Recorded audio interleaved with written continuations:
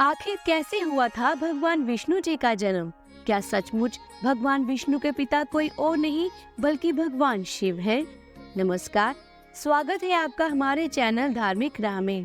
Video में आगे बढ़ने से पहले अगर आपने अभी तक हमारे चैनल को सब्सक्राइब नहीं किया है तो चैनल को सब्सक्राइब करके बेल आइकन के बटन को प्रेस कर लीजिएगा। साथ ही कमेंट बॉक्स में हर हर महादेव, जय श्री हरि विष्णु जरूर लिखिएगा, क्योंकि आपके कमेंट और लाइक से हमें ऐसी और वीडियोस बनाने के लिए प्रोत्साहन मिलता है। देखिए, जैसा कि हम जानते ही हैं कि हमारे हिंदू सनातन धर्म में भगवान विष्णु को त्रिदेवों में एक स्थान प्राप्त है, जिन्हें पालनहार भी कहा जाता है। वहीं धार्मिक ग्रंथों की मान्यताओं के अनुसार धरती पर बढ़ते पापों को खत्म करने के लिए भगवान खुद संसार में अवतार लेकर प्रकट होते हैं। अब तक भगवान कुल 9 अवतार ले चुके हैं और अब कलयुग के आखिरी चरण में वो अपना 10वां और आखिरी अवतार लेंगे, जो कि स्वयं कल्कि अवतार होंगे। लेकिन हम ये जानते हैं कि भगवान विष्णु सबसे सर्वोच्च देवताओं में से एक है। लेकिन क्या आप ये जानते हैं कि आखिर भगवान विष्णु की उत्पत्ति कैसी हुई? आखिर कैसे हुआ उनका जन्म? तो इस वीडियो को आप पूरा अंत तक जरूर देखिएगा। अब भगवान विष्णु की उत्पत्ति के संदर्भ में पुराणों में अलग अलग कहानियां हमें पढ़ने और सुनने को मिलती हैं, जिसमें कहा जाता है कि भगवान विष्णु स्वयंभू है, यानी कि वो खुद से ही जन्मे हैं। वहीं कई कई ग्रंथों में ये बताया गया है कि भगवान शिव ही स्वयं भगवान विष्णु के पिता हैं। तो चलिए इसको बारीकी से समझते हैं, और इसीलिए हमें समझना होगा सबसे पहले शिव पुराण को। दोस्तों, भगवान विष्णु के जन्म से जुड़ी कहानी का वर्णन हमें शिव पुराण में भी मिलता है, जिसके अनुसार एक बार भगवान शिव और देवी पार्वती आपस में भ्रमण कर रहे थे, और तभी शिव जी के मन में ये विचार आया कि इस भूमंडल में कोई दूसरा व्यक्ति भी होना चाहिए। ये सुनकर आदि शक्ति ने भगवान शिव से कहा, हे प्रभु, आपको फिर अपने विचार में किस प्रकार का संशय है? आप इस संसार के पालनहार हैं, जो समस्त संसार की भलाई के लिए विचार करते रहते हैं। भगवान शिव ने आदि शक्ति के विचार को सुनकर अपने वाम अंग पर अमृत से स्पर्श किया। अमृत स्पर्श करने के बाद एक पुरुष की उत्पत्ति हुई, जिसने पूरे संसार को पल भर में ही प्रकाशमय कर दिया। इस तरह भगवान विष्णु की उत्पत्ति हुई। भगवान विष्णु को देख भगवान शिव बोले, हे बस, तुम्हारे होने से ये संसार प्रकाशमय हो गया है, अतः मैं तुम्हारा नाम विष्णु रखता हूँ। भगवान विष्णु में कई सारी शक्तियों का अपार भंडार था। विष्णु जी का आविर्भाव हुआ था और वो बहुत ही आकर्षक थे। उनके कमल जैसे नयन थे, चतुर्भुजी भी वो कहे जाते थे और दिखाई भी देते थे।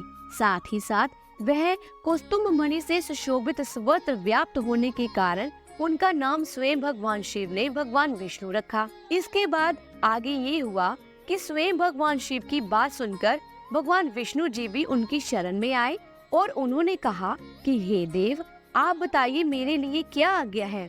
इस पर भगवान शिव ने उन्हें निरंतर तप करने की सलाह दी, और उसके बाद स्वयं भगवान विष्णु जी निरंतर तप करते रहे।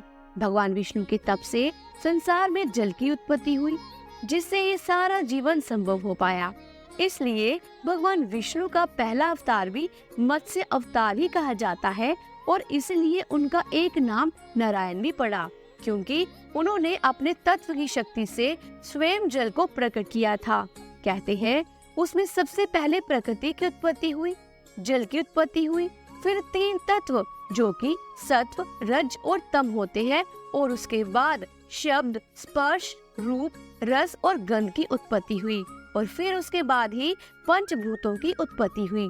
इस तरह शिव पुराण में वर्णित है कि स्वयं भगवान शिव ही भगवान विष्णु के पिता है। परंतु वही अगर हम विष्णु पुराण का अध्ययन करें तो वहाँ पर भगवान विष्णु को एक स्वयंभू देव के रूप में जाना गया है। विष्णु पुराण में वर्णित है कि भगवान विष्णु निराकार परम ब्रह्मा है, जिनको वेदों में ईश्वर कहा गया है। चतुर्भुज विष्णु को सबसे निकटतम मूर्त और मूर्ति ब्रह्म भी कहा गया है। वहीं भगवान विष्णु का सबसे ज्यादा भागवत और विष्णु पुराण में वर्णन मिलता है। सभी पुराणों में भागवत पुराण को सर्वाधिक माना गया है, जिसके कारण भगवान विष्णु का महत्व अन्य देवों की तुलना में अधिक भी हो जाता है।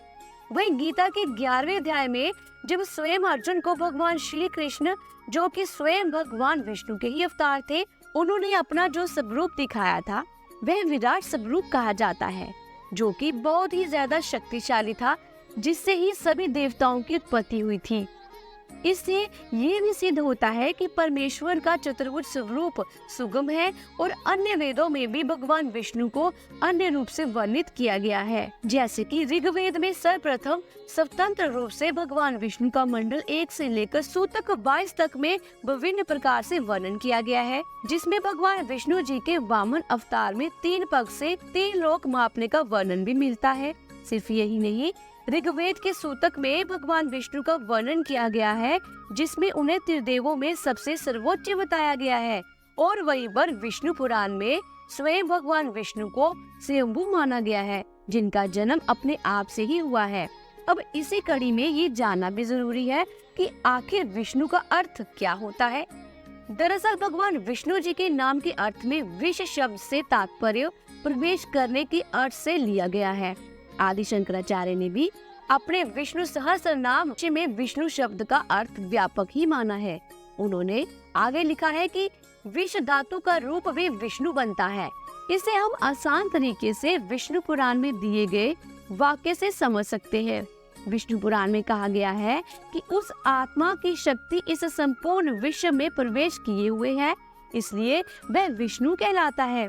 क्योंकि विष धातु का अर्थ है प्रवेश करना, और इसलिए तो भगवान विष्णु जी धरती पर अवतार लेते हैं ताकि मानव कल्याण हो सके। तो अगर भगवान विष्णु के बारे में ये पूछा जाए कि आखिर उनकी उत्पत्ति कैसे हुई थी, तो यहाँ पर ध्यान देने वाली बात ये है कि हमने ये सारी जानकारी विभिन्न ग्रंथों और संस्करणों से ली है, जहाँ शिव पुराण में ही वर्णित है कि स्वयं भगवान शिव ही भगवान विष्णु जी के पिता हैं, और वहीं विष्णु पुराण में बताया गया है कि स्वयं विष्णु जी खुद के ही पिता है, अर्थात वह स्वयंभू है, जिनका आदि है न अंत है। अगर आज की दी हुई जानकारी आपको अच्छी लगी हो तो वीडियो को लाइक करें, और अगर आप चैनल पर पहली बार आए हैं तो चैनल को सब्सक्राइब करके बेल आइकन के बटन को प्रेस कीजिएगा। जल्दी मिलती हूँ एक नई धार्मिक वीडियो के साथ। तब तक के लिए हर हर महादेव, जय श्री हरि विष्णु।